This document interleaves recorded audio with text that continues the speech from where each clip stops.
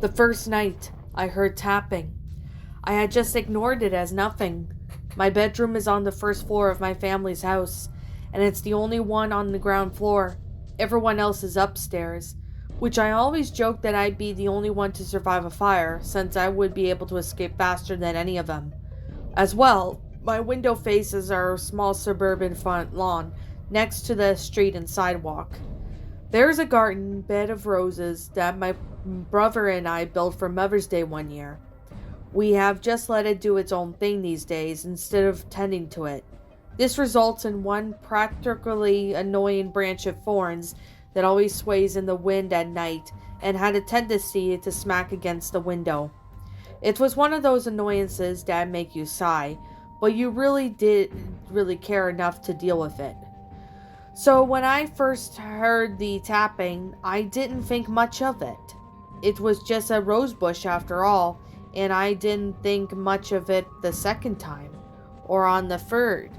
And soon enough, I lost track of the number of times the tapping had woken me up. So it caught me by surprise one night when I listened a bit more carefully and found that the tapping sounded louder than usual. I sat up groggily and reached around for the blinds, trying to move them aside enough just to get a look outside. The branch was just swaying as normal, but when it did hit the grass, it wasn't as loud as I had previously heard. My window also had a bit of a draft, and the wind didn't sound nearly strong enough to make the branch hit very hard. Confused, I laid back down and went to sleep. The next night I woke up to it again. It was louder than I ever have been. I growled, being awoken from my slumber, then quickly pulled the blinds away to look outside. The branch was still. There was still no wind. A slight shiver trickled down my vertebrae, with all my imagination jumping to the conclusion that something had been at my window. I told my parents about the tapping the next morning. My dad thought I was just overreacting, and that the wind had been blowing hard enough just minutes before settling down. He got out to the garden trimmers and cut that branch in the afternoon. The tapping continued the next night. Now I was getting spooked. Upon being awoken this time, I rushed to the blinds to lift them up. Nothing. Was the window that I could have made the sounds? But the moon was out, and my heart leaped into my throat when I noticed that what showed up in the moonlight's reflection. Fingerprints. I awoke my parents up and told them about that someone might be trying to get into my room at night. My dad checked it out, the flower bed, but found nothing. No footsteps in the soil, no trampled grass, nothing. But the fingerprints were evidently there. He even just said that someone must have landed their hand on the window while doing some house yard work. Heck, even he suggested that he might have misplaced his hand there for a balance on this day before when moving the branch. Though I was skeptical and still a little worried, I accepted his response. I decided that the next night I'd fall asleep in the living room couch, also located next to a window.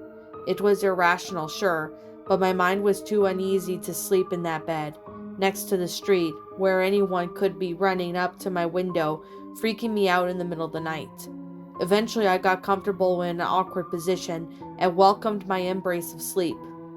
I awoke to the tapping yet again.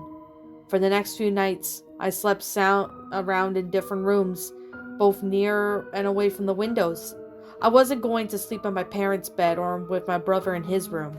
I was a teen and teens don't do stuff like that. But the tapping was driving me nuts. It continued following me around every night, and despite many sleepless nights waiting for the tapping sound to come so I could immediately rip the curtains asunder, but there was no sign of anyone or anything causing the tapping. Eventually I came to the conclusion that the tapping was probably just my head, possibly even coming from my dreams or nightmares, and that I was going to keep hearing it as long as I believed in it. So I returned to my room and tucked myself under the covers, staring at the blinds that blocked my view of the night, and soon enough sleep came. The tapping sound came yet again. This time it stopped abruptly. For a moment I thought it was over, that I overcome this craziness, That was until I heard a wooden creak, the sound of my window opening. I flung up my covers and immediately yanked up my blinds to find the face of a bald man staring back at me. His eyes were fully open, unblinking, bloodshot to hell and back.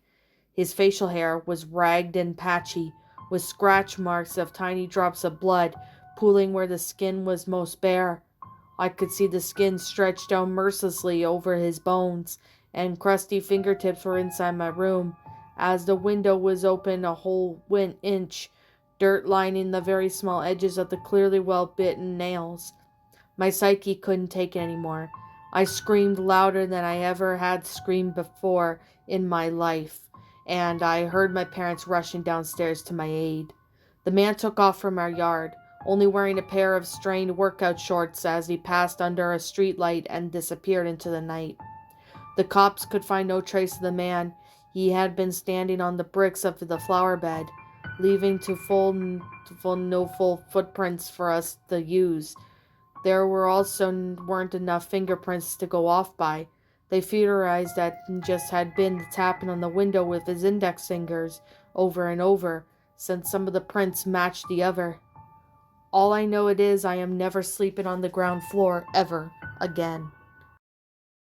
What's up, my pretties? It's the Lion Queen here. I want to appreciate you all for tuning into this video, and I do appreciate you guys supporting my video by giving this video likes and stuff. If you really enjoyed this video, be sure to leave a like, comment and subscribe if you're new, ring the bell for notifications to when I upload so that way you guys will get updated for whenever I upload. If you want to follow me on Twitter or DeviantArt, feel free to leave a follow on those if you are interested in following me on those socials. If you want to support my backup channel, known as Miss Dark Shigo, feel free to subscribe to it, as a link to that will also be in the About page section. And with that being said, and that being the case, thank you so much for watching, my pretties, and as always, stay pretty.